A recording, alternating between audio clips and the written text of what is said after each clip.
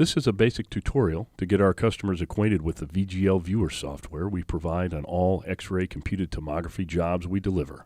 We created a more in-depth library of tutorials and offer all our customers free access at any time.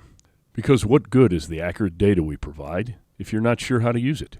It's all part of the Nel PreTech people, process, and platform.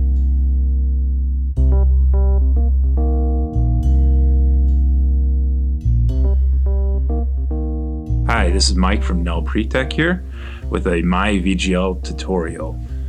For this tutorial, we'll be learning how to open your Nel PreTech supplied dataset.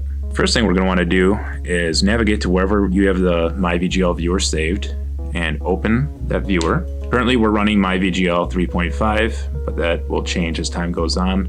So to open your dataset, you can either use the Open button here or go to File, Open. Navigate to where your dataset file is, and you're interested in opening the .vgl file. So we double click.